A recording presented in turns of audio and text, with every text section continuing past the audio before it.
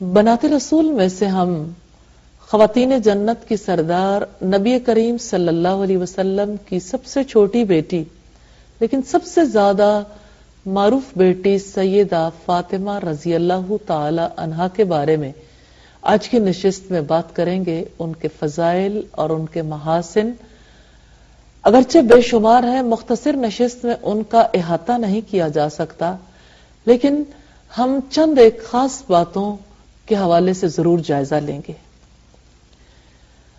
سیدہ فاطمہ رضی اللہ تعالی عنہا بعثت سے کچھ عرصہ پہلے پیدا ہوئیں. ان کی شادی شاہ سوار اسلام سیدنا علی رضی اللہ تعالی عنہ سے ہوئی. یہ حضرت حسن اور حضرت حسین رضی اللہ تعالی عنہما کی والدہ ماجدہ تھیں. انہیں احادیث نبوی کی راویہ ہونے کا اعزاز بھی حاصل ہے. رسول اللہ صلی اللہ علیہ وسلم نے سیدہ فاطمہ الزہرا کو پاکیزہ اولاد قرار دیا.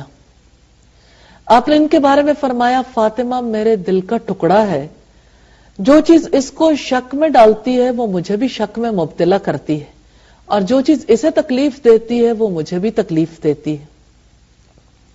ام المومنین سیدہ عائشہ سیدہ فاطمہ الزہرا کے بارے میں فرماتی ہیں، میں نے ان کے والد کے بعد انہیں سب سے بہتر پایا. سیدہ فاطمہ الزہرا نبی صلی اللہ علیہ وسلم کے وصال کے بعد 6 ماہ تک زندہ رہیں. اس کے بعد خالق حقیقی سے جا ملی. سیدہ فاطمہ کے لیے سب سے بڑا اعزاز نبی صلی اللہ علیہ وسلم کے ساتھ سیدہ خدیجہ رضی اللہ تعالی عنہا کی بیٹی ہونے کا ہے. اتنے عظیم والدین کی گود میں انہوں نے آنکھ کھولی اور دونوں نے ہی انتہائی عمدہ طریقے سے ان کی پرورش کی. سیدہ فاطمہ کو اپنے والدین کے گھر میں بڑا مقام حاصل تھا.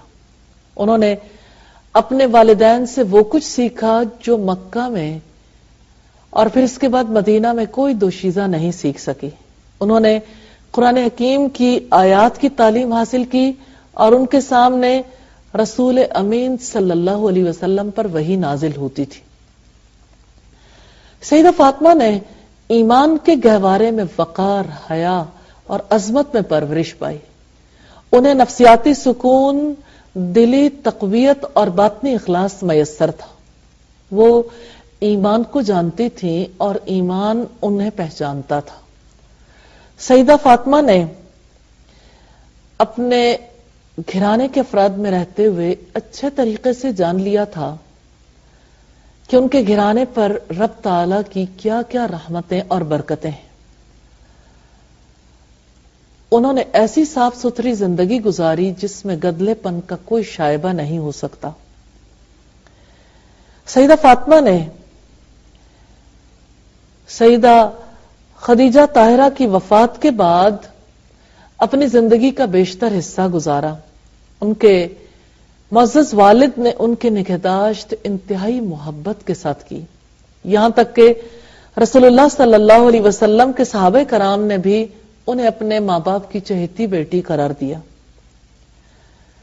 سیدہ فاطمہ کا سب سے بڑا اعزاز یہ ہے کہ انہوں نے نبی صلی اللہ علیہ وسلم سے وحی کے الفاظ کو متواتر سنا. آپ کے اسوہ حسنہ کی واقفیت رکھنے والی اور آپ صلی اللہ علیہ وسلم سے بے پناہ محبت کرنے والی تھی. انہیں ہر وقت قرآن و حدیث کے فیوز و برکات کی روشنی میسر تھی. اسی وجہ سے وہ راہ راست پر گامزن رہی.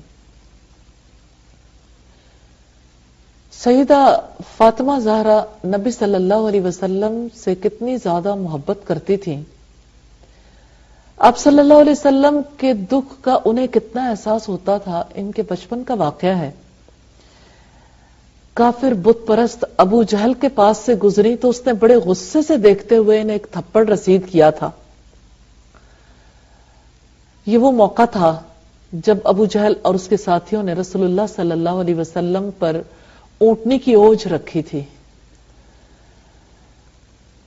سیدہ فاطمہ نے جب اپنے والد کو اس حالت میں دیکھا تو